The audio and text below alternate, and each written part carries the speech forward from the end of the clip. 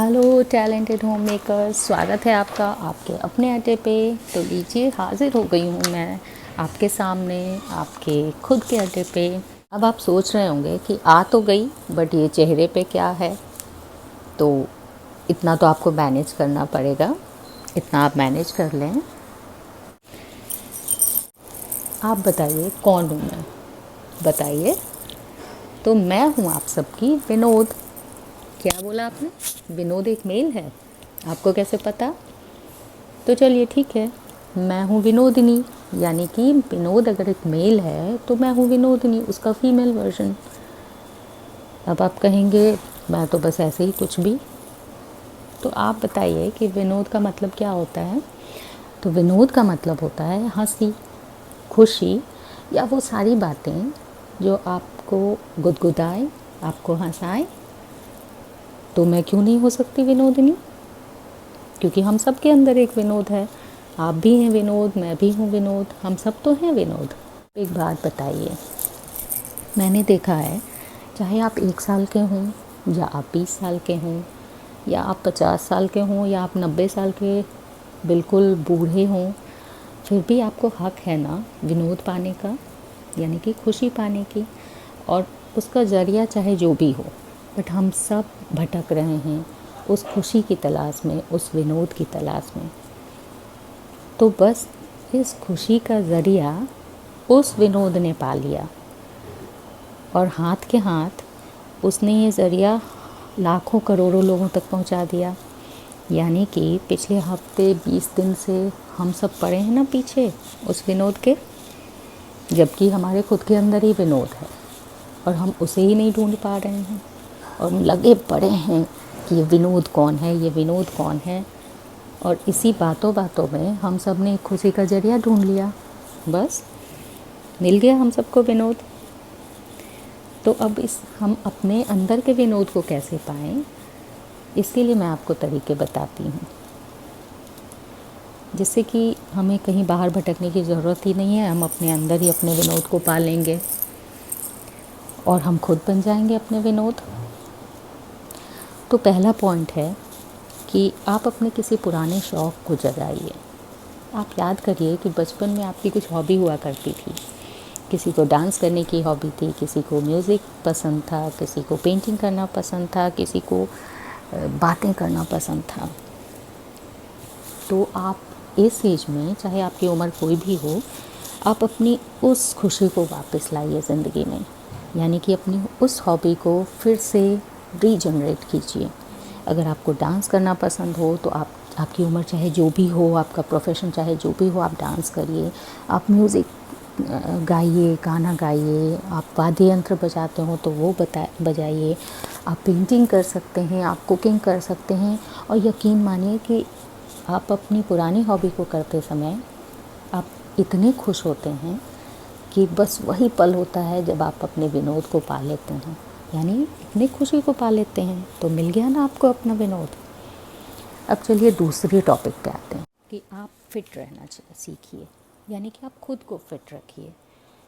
आप सब जानते हैं कि अगर आप खुद फिट रहेंगे तभी आप अपने परिवार की सेहत का ख्याल रख सकते हैं या अपना वर्क अच्छे से कर सकते हैं। तो आप सबसे पहले अपनी फ़िटनेस पर ध्यान दीजिए। आप अपना न्यूट्रिशन पे ध्यान दीजिए। आप योगा कर सकते हैं, डिफरेंट एक्सरसाइज कर सकते हैं, आप मेडिटेशन कर सकते हैं। और बस जब आप फिट रहेंगे, यानी कि हेल्दी बॉडी होगी आपकी, तो आप खुश रहा करेंगे और आप फिर से पालेंगे अपने विनोद को। तीसरा पॉइंट है कि आप पॉजिटिव रहिए।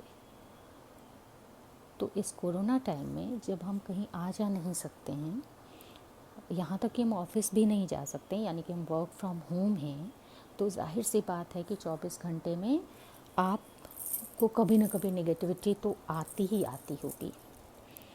तो प्लीज़ अपने को बिज़ी रखिए और हर बात में पॉजिटिविटी ढूंढिए। जैसे ये कोरोना का टाइम जो है, लॉकडाउन का टाइम, ये समझ लीजिए कि आप ये सोचिए कि ये खुद के लिए समय निकालने का टाइम है, यानी कि ये आत्मचिंतन का टाइम है।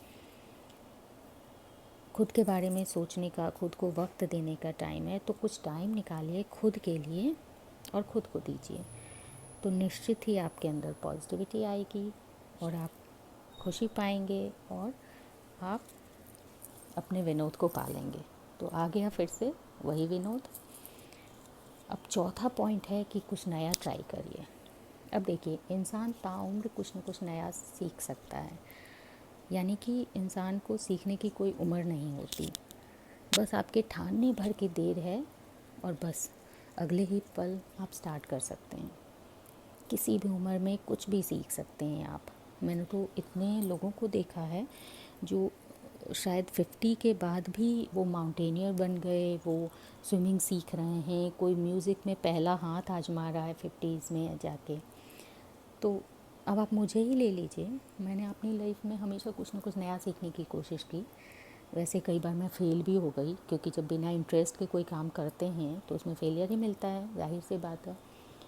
जब मैं कॉलेज गई तो मुझे डांस बिल्कुल नहीं आता था।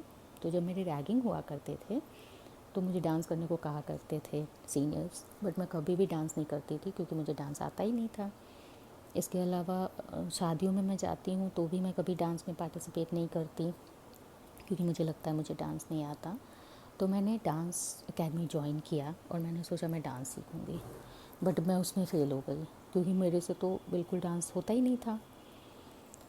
उसके बाद सेकंड था कि मैंने म्यूज़िक भी सीखना स्टार्ट किया, वो भी जल्दी ही तौबा कर ली। कई बार सक्सेस भी मिली मुझे, जैसे मैंने कुकिंग सीखना स्टार्ट किया अपने मदर इन लॉ से, तो मुझे लगा कि मैं कुछ सीख पाई और मेरी कुकिंग की थोड़ी बहुत लोग तारीफ़ भी करते हैं। मैं थोड़ा बहुत पेंटिंग भी सीखी मैंने और उसमें भी मैं ठीक ठाक हो गई हूँ। इसके अब आप देखिए कि जब लॉकडाउन का टाइम आया तो मैं घंटों बिताती थी, आप लोग भी बिताते होंगे यूट्यूब पे घंटों। तो मुझे लगा कि मुझे यूट्यूब ट्राई करना चाहिए। क्यों? क्योंकि मुझे लगा कि मैंने जो अपनी लाइफ में जो कुछ भी सीखा है वो मुझे दूसरे लोगों से भी शेयर करना चाहिए। शायद मैं 0.1% लोगों को थोड़ा सा मोटिवेट कर सकूं। तो बट जैसे ही मैंने सोचा यूट्यूब, तो मेरे अंदर बहुत सारे डाउट और बहुत सारी नेगेटिविटी आ गई। और सबसे पहला तो ये आया कि अरे अरे लोग क्या कहेंगे। दूसरा ये हुआ कोई पहचान तो नहीं लेगा।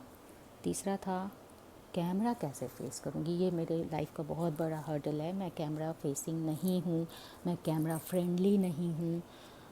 चौथा था कि मेरी आवाज़ इतनी गंदी है, अगर मैं कैमरा पे भी नहीं आऊँगी तो मैं बोलूँगी तो वो भी तो इतनी गंदी आवाज़ है, कैसे चलेगा।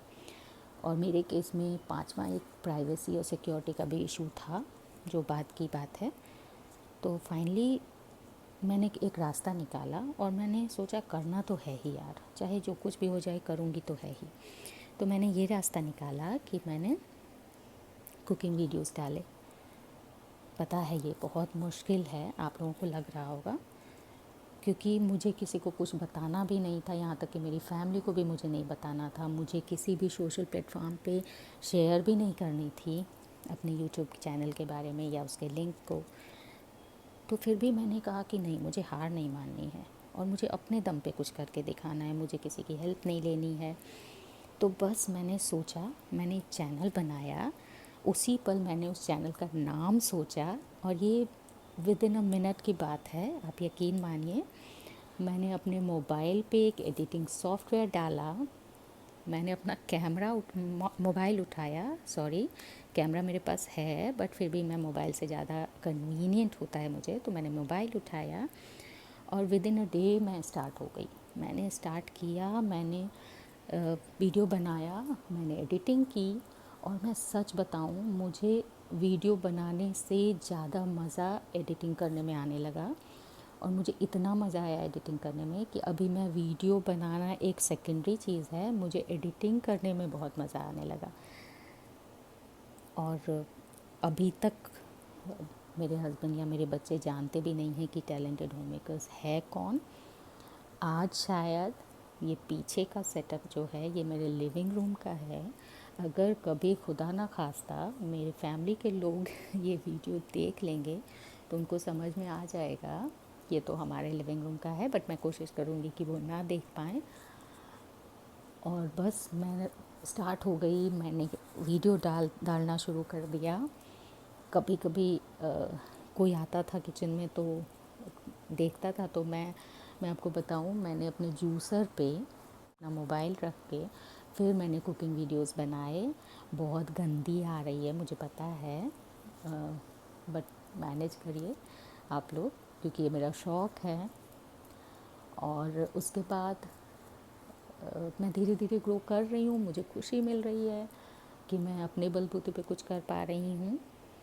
और बस यही एक पॉइंट था जब मुझे मिल गया मेरा विनोद, और मैं होप करती हूँ कि आप लोगों को भी आपका विनोद मिल जाए।